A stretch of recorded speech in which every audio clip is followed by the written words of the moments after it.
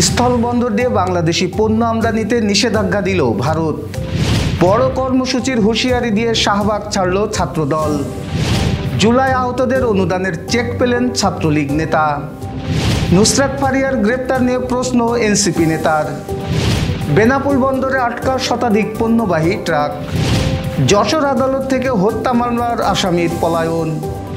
ভারতের বিরুদ্ধে তদন্তে নেমেছে জাতিসংঘ। 3 বিভাগে ভারী বৃষ্টির পূর্বাভাস। দর্শক, রাতের আয়োজনে আপনাদের সাথে আছি আমি এস.এম. আরিফ। শুনছিলেন প্রধান শিরোনাম। এছাড়াও প্রতিদিনের মতো থাকছে বিশেষ সংবাদ সহ আরও অন্যান্য খবর। বিস্তারিততে যাওয়ার আগে আপডেট খবর পেতে গ্রামের কাগজের ইউটিউব চ্যানেল সাবস্ক্রাইব এবং ফেসবুক পেজ ফলো করে রাখুন। বাংলাদেশ থেকে পণ্য আমদানির ক্ষেত্রে নতুন বিধিনিষেধ আরোপ করেছে ভারত। দেশটি গতকাল শনিবার জানায় তাদের স্থলবন্দর দিয়ে বাংলাদেশের নির্দিষ্ট কিছু পণ্য আমদানি করা যাবে না। বিশেষ করে ভারতীয় আমদানিকারকরা বাংলাদেশি পোশাক কিনতে চাইলে কলকাতা এবং মহারাষ্ট্রের নাভা সেবা সমুদ্র বন্দর দিয়ে আনতে হবে। বাণিজ্য বিষয়ক গবেষণা সংস্থা global trade research initiative GTRI জানিয়েছে ভারতের এই নিষেধাজ্ঞার কারণে $770 মিলিয়ন বাণিজ্যের উপর প্রভাব পড়বে, যা দুই দেশের মোট বাণিজ্যের 42%। ভারত জানিয়েছে আসাম, মেঘালয়, ত্রিপুরা এবং মিজোরামের কোনো শুল্ক পয়েন্টের পাশাপাশি পশ্চিমবঙ্গের চ্যাংড়াবান্ধা এবং ফুলবাড়ি শুল্ক পয়েন্ট দিয়ে ফলের স্বাদযুক্ত পানীয়, কার্বোনেটেড পানীয়, প্রক্রিয়াজাত খাবার, তুলার বর্জ্য, প্লাস্টিকের পণ্য তৈরির জন্য নির্দিষ্ট উপকরণ ব্যতীত এবং কাঠের আসবাবপত্র আমদানি করা যাবে না। ঢাকা বিশ্ববিদ্যালয়ের শিক্ষার্থী শাহরিয়ার আলম সাম্য হত্যার বিচার দাবিতে বড় কর্মসূচির হুঁশিয়ারি দিয়ে শাহবাগ ছেড়েছে বাংলাদেশ জাতীয়তাবাদী ছাত্রদল। এরপর রাজধানীর গুরুত্বপূর্ণ ওই মোড়ে দিয়ে চলাচল শুরু হয়েছে। রোববার বিকেল 4:45 দিকে ছাত্রদলের নেতাকর্মীরা শাহবাগ অবরোধ করেন। তাদের বিপুল সংখ্যক নেতাকর্মী বিচার চাই, সাম্য হত্যার বিচার চাই, উই ওয়ান্ট জাস্টিস সহ নানা স্লোগান দেন। এর আগে দুপুর 12টার দিকে শাহরিয়ার হত্যার প্রকৃত আসামিদের গ্রেপ্তারের দাবিতে শিক্ষার্থীরা মিছিল নিয়ে শাহবাগ থানা ঘেরাও করেন। সিলেটের গোয়াইনঘাটে নিষিদ্ধ ঘোষিত ছাত্রলীগ নেতা আশরাফুল আমিনের বিরুদ্ধে জুলাই আহতদের অনুদানের চেক পাওয়ার অভিযোগ উঠেছে। শুক্রবার বিকেলে উপজেলা নির্বাহী কর্মকর্তার কার্যালয়ে চেক হস্তান্তর অনুষ্ঠানে ইওনো রতন কুমার অধিকারীর কাছ থেকে তিনি অনুদানের চেক গ্রহণ করেন।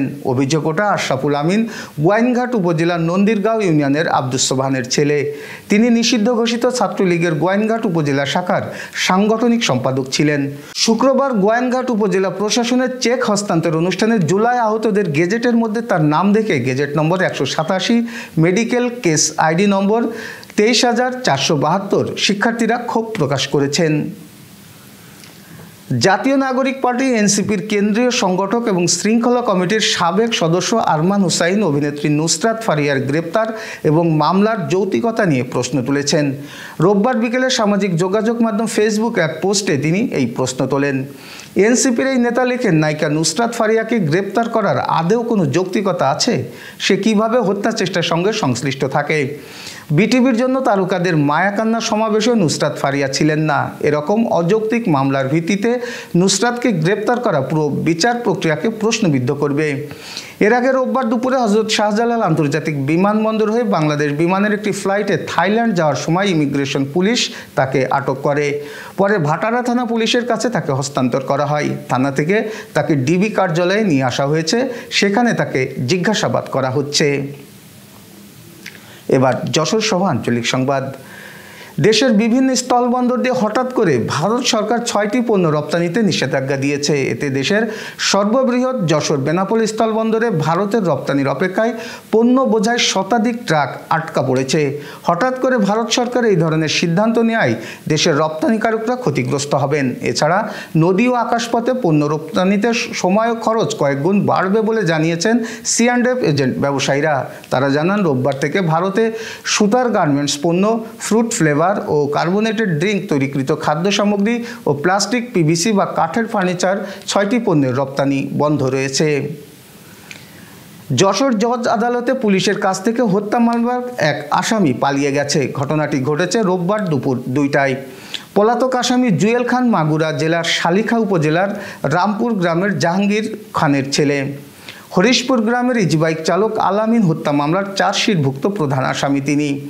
2021 সালের 9 ডিসেম্বর মাগুরা থেকে আলামিনের ইজিবাইক ভাড়া করে যশোর বাঘারপাড়া উপজেলার বুধপুর গ্রামে এনে তাকে হত্যা করে এবং ইজিবাইক নিয়ে চম্পট দেয় জুয়েল সহ তার সহযোগীরা। এ ঘটনায় বাঘারপাড়া থানায় মামলা হয়। 2021 সালের 15 ডিসেম্বর র্যাব 6 খুলনার স্পেশাল টিম জুয়েল সহ মামলার 4 আসামিকে আটক করে এবং তারা হত্যার ঘটনা স্বীকার করে। পরে তাদের বাঘারপাড়া থানায় হস্তান্তর করা হয়। এরপর থেকে জুয়েল কারাগারে আটক ছিল। তাকে গ্রেফতার করবার জন্য জেলাব্যাপী আমাদের অভিযান পরিচালিত হচ্ছে। প্রত্যেকটা থানা ক্যাম্প ফাঁড়ি তদন্ত কেন্দ্র থেকে পুলিশ কাজ করছে, প্লাস হচ্ছে আমাদের ডিবি এবং অন্যান্য যে টিমগুলো তারাও কাজ করছে এবং পার্শ্ববর্তী যে জেলাসমূহ তাদের সাথেও জেলাসমূহের সাথে আমাদের যোগাযোগ হয়েছে, তাতে আমরা দ্রুত গ্রেফতার করতে পারি। আর এই ঘটনার সাথে যে তার দায়িত্ব ছিল তার দায়িত্ব নিরূপণ করবার জন্য এবং তার যে অবহেলা সেটি পুঙ্খানুপুঙ্খভাবে বের করবার জন্যে পুলিশ সুপার স্যার ইতোমধ্যে 3 সদস্য বিশিষ্ট এটি কমিটি গঠন করে দিয়েছে, অনুসন্ধান কমিটি। এই কমিটির কাজ হবে তার দায়িত্ব নিরূপণ করা এবং অবহেলা থাকলে সেটি পুঙ্খানুপুঙ্খভাবে তুলে ধরা এবং 3 কার্য দিবসের মধ্যে এই প্রতিবেদন দিতে বলা হয়েছে এবং প্রতিবেদন প্রেক্ষিতে পরবর্তীতে এই তার অবহেলাজনিত বিষয়ের ক্ষেত্রে পরবর্তী বিভাগের ব্যবস্থা গ্রহণ করা হবে। এবার শোক সংবাদ। গ্রামের কাগজের স্টাফ রিপোর্টার আশিকুর রহমান শিমুলের পিতা আশরাফুল আলম ইন্তেকাল করেছেন। ইন্না লিল্লাহি ওয়া ইন্না ইলাইহি রাজিউন। রোববার দুপুর 12টার দিকে যশোর জেনারেল হাসপাতালে চিকিৎসাধীন অবস্থায় তিনি শেষ নিঃশ্বাস ত্যাগ করেন। দীর্ঘদিন ধরে নানা জটিল রোগে ভুগছিলেন তিনি। মৃত্যুকালে তার বয়স হয়েছিল 60 বছর। আশরাফুল আলম একজন সজ্জন, সদালোপী ও সমাজসেবী ব্যক্তি হিসেবে এলাকায় প্রিয় ছিলেন। তার মৃত্যুতে এলাকাবাসীর মধ্যে গভীর শোকের ছায়া নেমে এসেছে।